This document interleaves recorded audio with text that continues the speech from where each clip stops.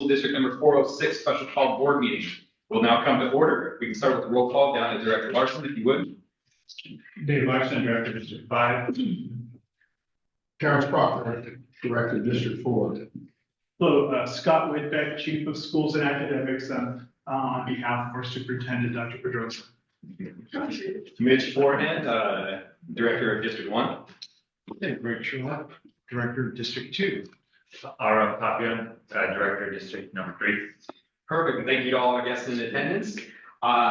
Does the chair have a motion to approve the agenda for this special call meeting? Oh, my goodness. I am so sorry. Our student directors, our student representatives, please. You didn't mean to leave you out, sorry. Arden Russell, sophomore student representative. And Halleck, senior student representative. Perfect. Apologies for that. Now does the chair have a motion to approve the agenda items of the special call meeting? So, Second. All those in favor? aye. Ayes have it. We are in order. So we have our TEA, apologies, meeting or presentation with, sorry. And Ms. Gore, I just sent you a link to the statement about last week. Thank you. Sorry about the late notice. We are dealing with our own staffing issues. Good afternoon. My name is Emma Wool. I am Secretary of Tukwila Education Association. Back again. Tukwila families and educators agreed that our students deserve the best education that helps them grow and thrive. Tukwila Education Association members, both classified and certificated, have dedicated their careers to teaching and supporting the diverse student population and families of the Tukwila community. But decades of underfunding by the state is not only getting in the way of students learning, but also harming the staff and community as a whole. For a second year in a row, our members are experiencing unprecedented class sizes and caseloads, less access to support staff and supplies, and are supporting students recovering from a pandemic and facing threats to their families at home and abroad, all with less support than before. We know now that Tukwila is not unique, as we see districts around our state put in the same position due to our state's regressive tax structure.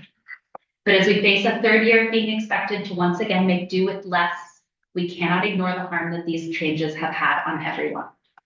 Every program cut and every staff member cut is a support no longer available.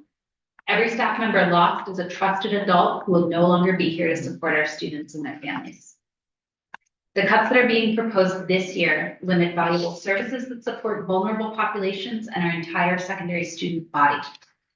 2 years ago, the secondary librarian's hours were cut by 40%. If we lose the library media technician position, we do not see a way for students to access the library during that 40% of the day at the secondary level. The language access coordinator position is state required. The staff member in this role is already divided between that necessary work and other district business, including assisting in the recent transition to cumulative. While the early childhood staff members do not meet with students on Wednesdays, they do spend that time preparing materials and conferencing with families. And furthermore, the vast majority of those staff in those positions require multiple jobs already. And this cut raises the likelihood of staff turnover and instability for our youngest learners. For a second year in a row, TEA members ask you to remember 2 things. First, to meet students' needs first. We should never have to cut the teaching and services students need, but if we must, positions like administration that are far from classrooms should be cut before the teaching and support students rely on daily. And second, that these cuts hurt. What you see as numbers on paper, our students see as the people they rely on, their trusted supporters and faces they can count on to be there for them every day. It's sacrificing classes that are already too big for bigger ones, sacrificing opportunities that students have to receive staff support and attention. It's devastating. And we need to do everything possible to find creative solutions to minimize the impact.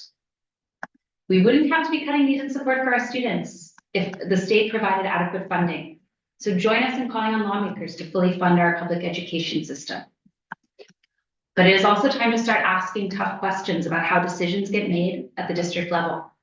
When positions are being reduced, our members do not want to see outside contractors or consultants brought in to fill gaps that could be filled by our members. We want to keep the people who have made a commitment to this community and I forgot to finish that sentence. We are calling on our board members to take the time to reflect and make sure any potential cuts are absolutely necessary before they take actions that are harmful and irreversible.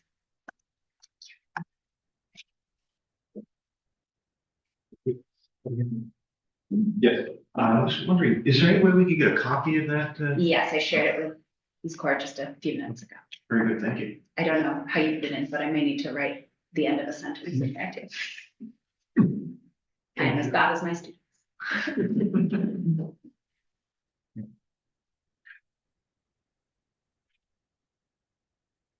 Okay, do we have any specific presentations or questions?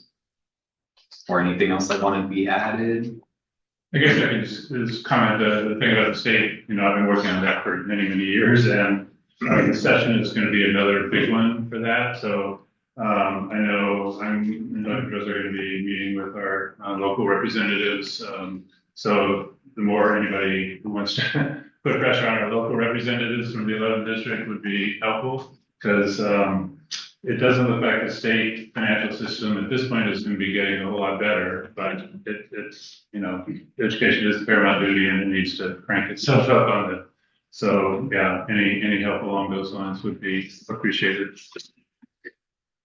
And particularly focusing on the, you mentioned the regressive tax system, which is true, but there's also a regressive funding system in the sense that the funding system actually provides more per student to the low poverty districts than to the high poverty districts. And as I keep emphasizing to our legislators, if you add the percent of low income plus percent of ELL plus percent of students experiencing homelessness, we're like number 10 out of the 300 districts in the state.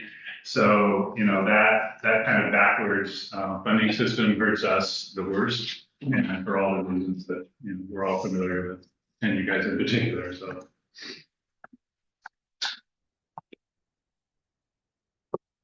and I would say also our students have been on this issue at the town hall up in Bellevue last year, and going down to the Capitol and talking to legislators. So, I think we're all on this together. Yes. I was going to say, I'm so glad that you brought up that other districts are, engaging in having the same difficulties. I have two relatives, actually one just retired from a close by school district.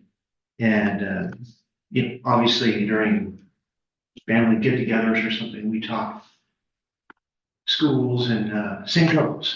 So it's statewide.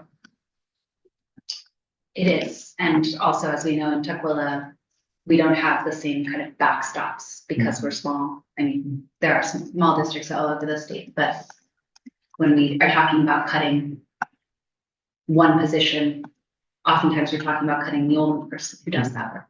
Right. And that's what we see this year.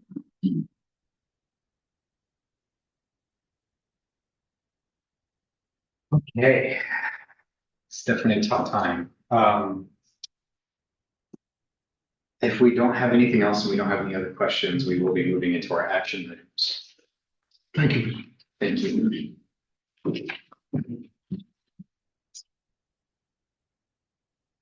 So, moving in with our resolution number 975, authorizing the superintendent to issue non-renewal notices for provisional. Does the chair have a motion? So Is there a second? Second. All those in favor? No, it's discussion, it moves to discussion. Okay, apologies. Let me pull out my notes here.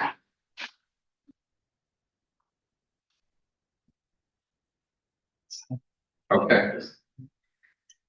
So it is moved and seconded that resolution number 975, authorizing the superintendent to issue non-renewal notices to provisional staff. Is there any discussion or questions? Yes. Yes. I joined this board last year after I met with Dr. Joza and a few other board members and discussed for hours, pleading them to not fire our non-teacher. I then joined this board and That year, the year that I joined, we cut more staff. And now the last year I'm here, we cut more staff. The reason I joined is because we cut more staff. Every year, we are reducing our teachers more and more and more. And the teachers that get fired are new teachers. Our new teachers. Teachers come into this district with hope and energy, and they inspire their students, and then we crush it by firing. Tukwila School District is sometimes where new teachers go to die. Their hope and their fun and love of teaching and the love of students goes to die here by overpopulated classes, by lack of support, and then they are removed. I understand that all of this is because the state doesn't fund education equitably in this state. But when last year, when these same resolutions were brought before this board, what was proposed for removing provisional staff was 5 teachers. Now it's 10. 10 whole teachers, 10 whole adults that have shaped the lives of people that they have taught. And I know it says up to 10, but that's up to 10 people. Humans that have lives, humans that have hopes, humans that want to see their students succeed. And in this boardroom, when you are voting, I want you to imagine those 10 people's lives and the ways that those people's lives are shaped, and the lives of the students that they have impacted, how those are shaped by our actions in this board. And it's disgusting. I yield my time.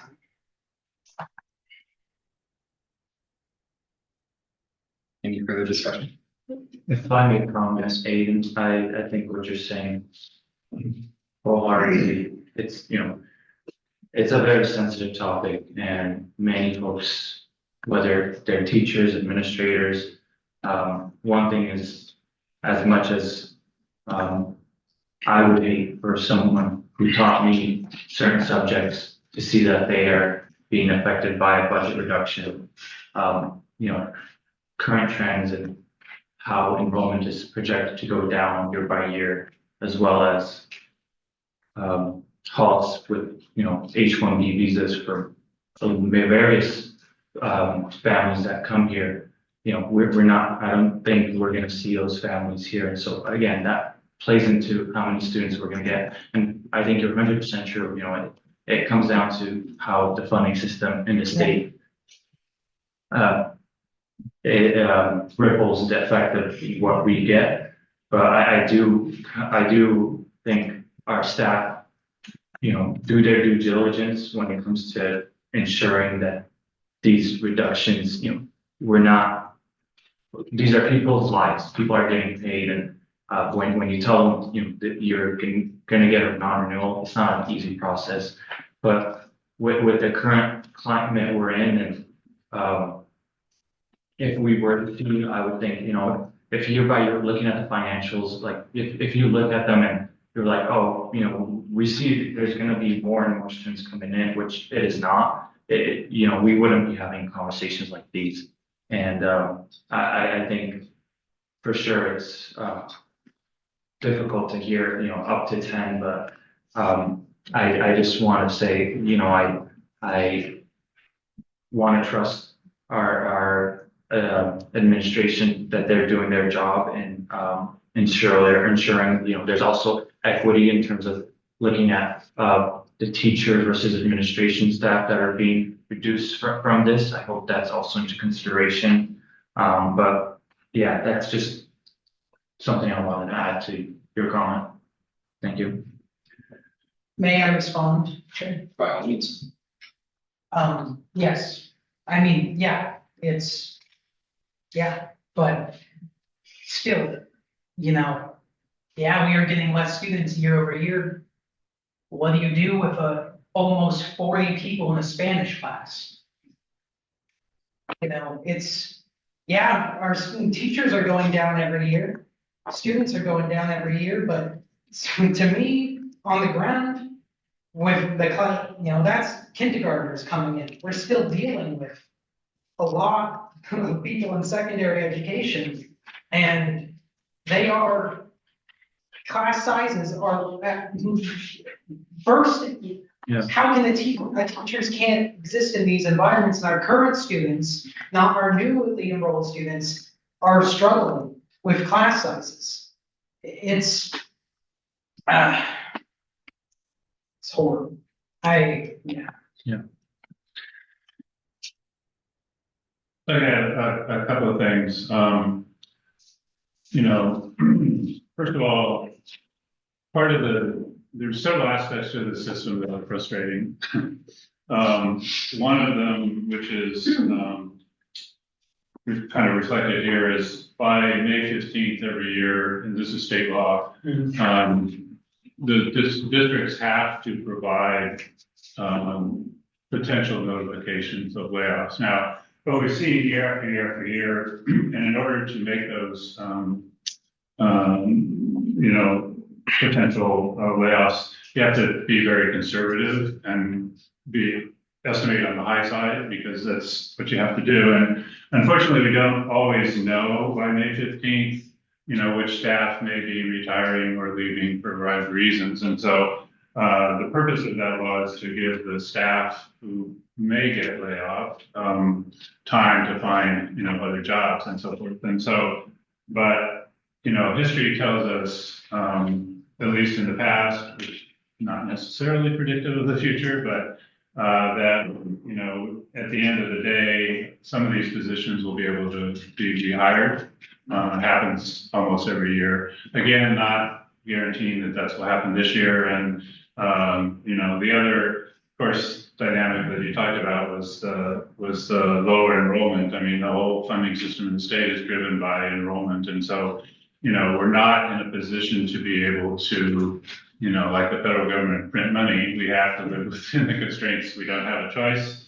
I don't think any of us are happy with it. I mean, we're certainly not. The other thing that, you know, we're starting to discover, I know, you know, you and I, when we had the conversation in Olympia about unfunded mandates, we kind of just uncovered another one because it relates to the language access coordinator, which is, as was mentioned, required under state law, and we would want it anyway, just because of the, you know, high percentage of MLL students we have, but they just cut funding for that position. So they just created an unfunded mandate that didn't exist before.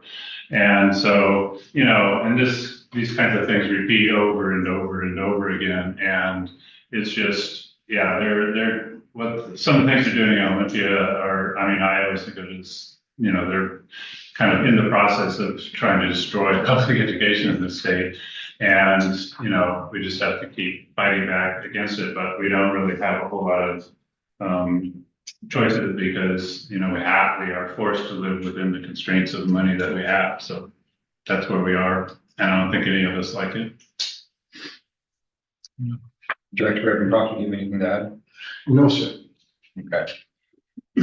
Again, I do apologize for kind of skipping through this. This is definitely a hard conversation, and I understand that we none of us are in the position that we want to be in right now. We do not want to see any of our teachers going away. If anything, we want more educators for our scholars. So I will kind of take the time to make sure that everyone gets a voice, but at the same time, on the agenda item for Resolution 975, if there is no further discussion from anyone else, we will be moving forward. Yes, Arden. I understand that it's not really fully a choice to lay off teachers, but what I have seen happen in previous years, and I think will continue to happen, is some teachers are laid off, students are devastated and might not be performing as well. Other teachers have way too many students, so they choose to go to another school to do what's best for them. So that's more teachers that students love leaving, and that's not good for students. And additionally, I've just seen that in high school, obviously, but I'm curious about elementary school, how that would affect them and class members there. So I'm curious, Mr. Camacho, since your students were in the elementary schools, I wonder if they have anything to say about that, of class sizes there.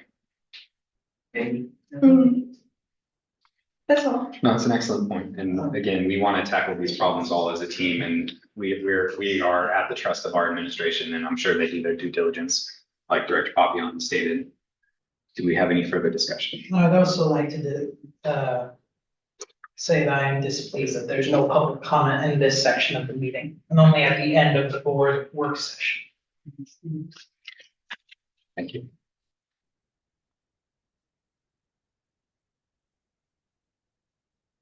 Okay. Anyone else? Okay.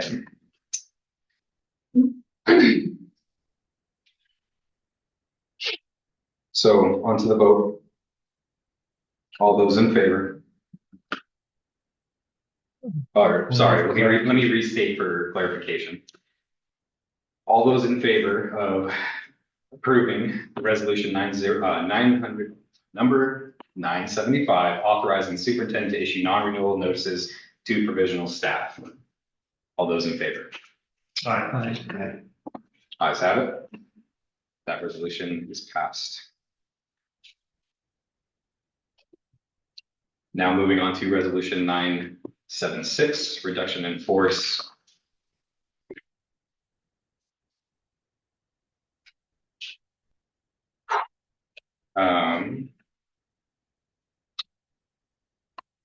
Do we have, or does the chair have a motion to approve resolution 976, reduction in force? So moved.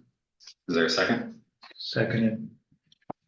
Okay, with that, it is moved and seconded that we will approve resolution 976, reduction in force. Onto the discussion. Can I have? Yes. Thank you. Can you pull up the resolution? What is the title name for the library media technical assistant? What is the official name? The library media technician at Showalter Middle School and Foster High School. I know her. The library would function better. It just wouldn't. She does so, I know in the question and answers, it gives the job description of that role, but she does so much more than that, than just that little paragraph. She is a librarian, plain and simple. She does the work of a librarian. At Showalter Middle School, the librarian is only there for a portion of the time. She is there for the rest of the time, managing the library at Showalter Middle School. Without this position, there would not be a full-time library at Showalter Middle School. Unless another role were to take those responsibilities, cut people more short. And then at Foster, still, the roles of a librarian. The library just would not function with one person. Sure, you can get more students, you can put more students in as TAs. But we need a position of a person that is doing these jobs and responsibilities so perfectly as the person that currently holds that role currently does them. I 100% would encourage the board to not approve this resolution. I yield my time. Further discussion? I don't know, can we ask the administration, the plan for managing libraries at Foster and Showalter? Yeah. So Aaron Dragana, HR Director, Labor Relations Services. So the discussion so far, go ahead. I was gonna say, can we get you closer to a microphone? Sure. Nothing that's been part of the discussion isn't wrong. Like everything, is spot on, that it is very challenging to manage the libraries with 0.6 FTE, as the union has shared. This in our reductions in 2024, the school librarians at the secondary level were reduced from up to 1.0 FTE to 0.6 FTE. And so that's the 40% FTE reduction. And the librarians, and it is important to look at this from the big picture. The librarians at the elementary school in 2024 those positions were eliminated and replaced with a classified library techs. Similar job description, not quite to what we have at the secondary level, which is a half-time library tech with 0.6 librarian.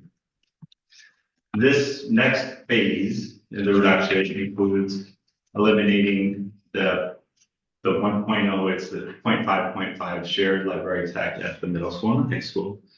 And working with the school principals on coming in with a schedule that is as close to possible for full-time coverage in the libraries. It's not finalized yet, but of course we don't have, we're waiting for some next steps, including the direction to move forward. But we don't have that final plan yet.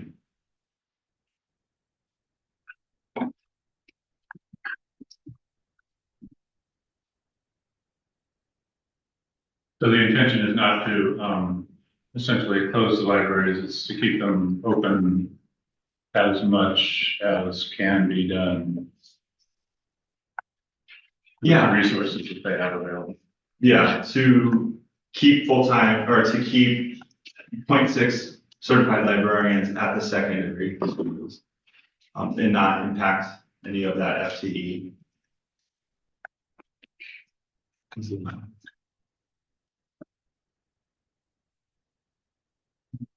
Can I add on?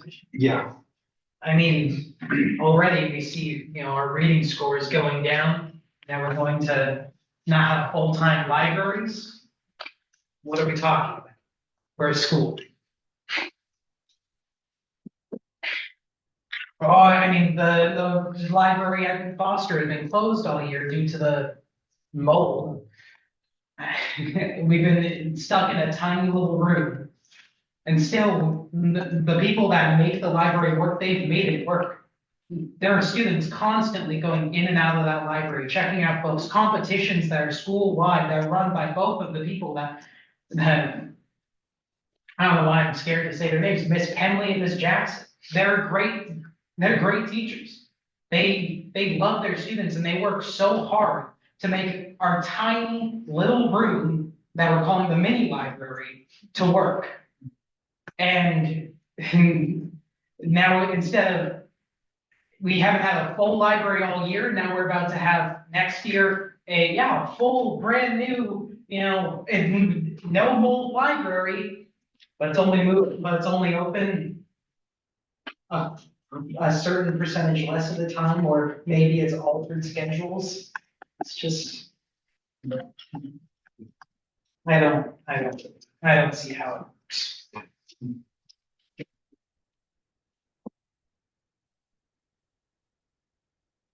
Any further discussion? Yes.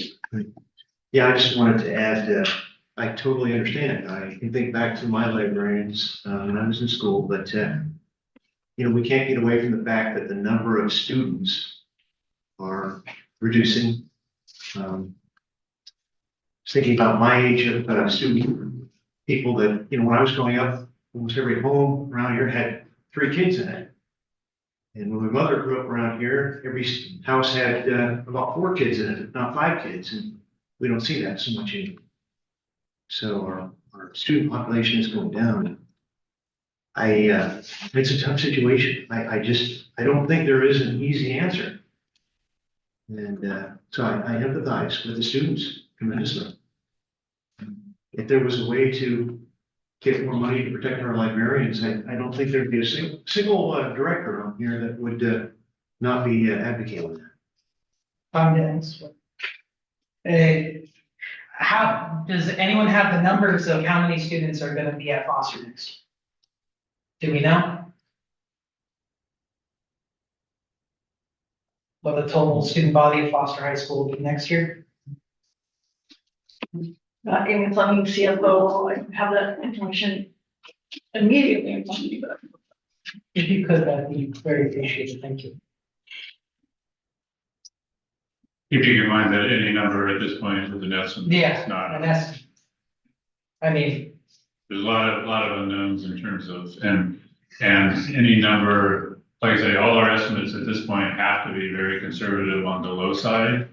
Because, otherwise, it's very hard you can't, do a lot of reductions in money in the middle of the year. Yeah. It doesn't work because you have contracts that are obligated, so.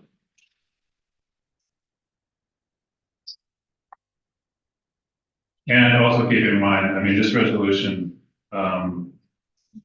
is again, it's about notifying, potential, layoffs. That it doesn't necessarily mean that we're gonna actually have to do all of them. And, I think I can, I mean, I'm sure, our, superintendent and the staff people, are hearing all the library comments, and so should be taken into account when if we don't have to lay off or reduce as many people, then that's going to be put into that. But at this point, the May 15th deadline is looming, and we have to make these conservative approaches to things. So Amy Fleming, CFO, so we are projecting high school enrollments to be average annual FTE is 704 students plus the 95 Running Start students that we, so that's the projection. Current enrollment, again, is hanging down month over month. We currently have 749.5 students at Foster, with about, I don't have the Running Start enrollment update for this last month, but I do have it for the previous month, which was 100 students. So unfortunately, we're just seeing those drops coming through some of those grade spans that are coming into the system, so. And another throw, there's so many pieces of this, but also to understand that every student that, decides to do Running Start, that's less money to the school district, significantly less money. And I'm not advocating that students don't do Running Start because it's a great opportunity. I'm just saying, it's, there is an impact in terms of money. I've said this before, but when I talk to my friends that are in Running Start, one of the primary reasons I hear on why they went to Running Start is because the courses they want to take are not offered at Foster, or the course quality is not where they want it to be at Foster. Yep. So, less teachers, less quality, more Running Start, less money, less teachers. It's a catch-22. Yeah, it's a cycle. Yeah. A vicious cycle. Yep. Any further discussion? And just to close out, I am hearing that we have a lot of things that we need to button up in our own house. And at the end of the day, while we don't want to do these things, we do have to make sure that people are given ample time to find other options. And again, as we go into this, we are not doing it in any sort of way of finding pleasure. This is tough. And we do not want to lose our scholars. We do not want to lose our teachers. We do not want to lose our administration. Having said that,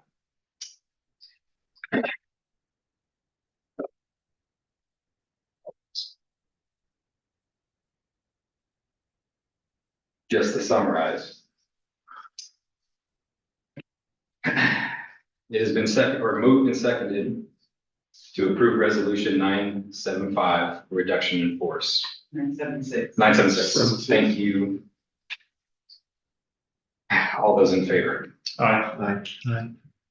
Ayes have it. Resolution passed. And with that, does the chair have a motion to adjourn the special call meeting? So moved. Second. All those in favor? Aye. Ayes have it. Time is now 4:34. We will be back at 5 p.m. for our board work session.